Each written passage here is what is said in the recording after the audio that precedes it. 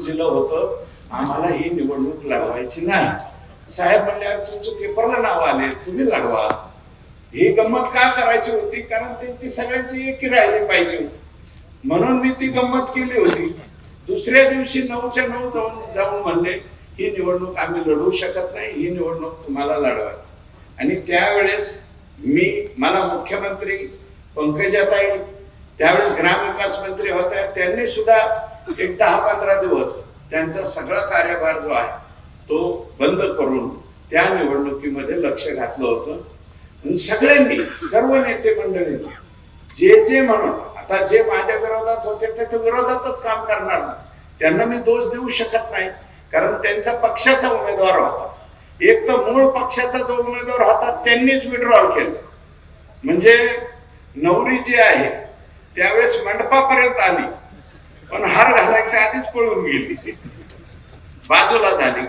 आणि नंतर दुसरे नवरदेव उभे केले त्यांनी, आणि दुसरी नवरी उभा केली. ती उभी केली आणि लोकांनी मतदान केलं.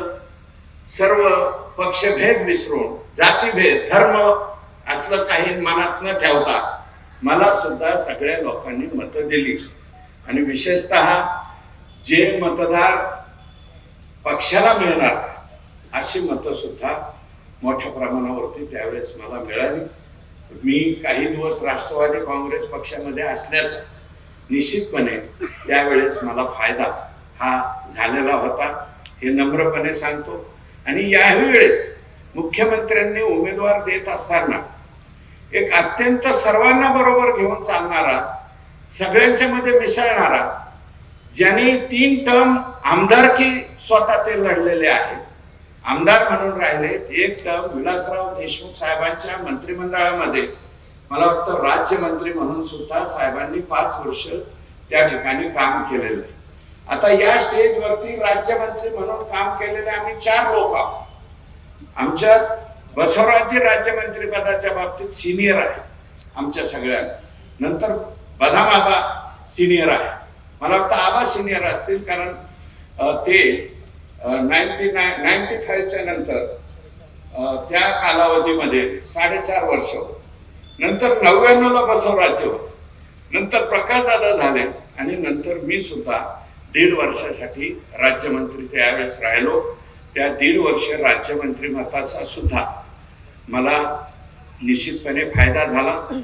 आणि आज अजितदादा नाही आहेत, परंतु दादांच्या त्या निर्णयामुळं मला निश्चितपणे त्यावेळेस फायदा झालेला होता.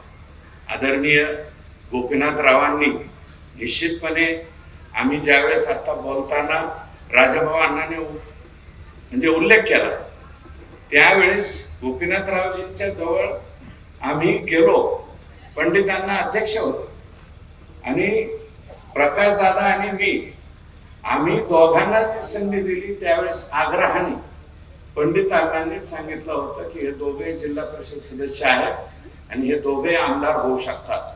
99ला त्यावेळेस प्रकाशदादांची जागा सुटलेली होती. दादांचं म्हणजे इझी गोईंग झालं तिकिटाचं. आमचं तिकिटाचं शेवटपर्यंत रांगडं चाललं, आणि भाजपचा सगळ्यात शेवटी डिक्लेअर झालेला उमेदवार मी होतो. त्यावेळेस मुंडे साहेबांनी तिकडच्या 2 जागाची आलटापलटी करून ही आष्टी ही जागा ही भाजपाला सोडून घेतली, आणि मी त्यावेळेस 1999ला आमदार झालो. राज्याचे मुख्यमंत्री आम्ही एका टर्मच्या, प्रकाशदादा आम्ही सर्व. आता बसवराजजी काय आहे की नवीन पिढीतले काही आमदार बघितल्याच्या नंतर त्यांचे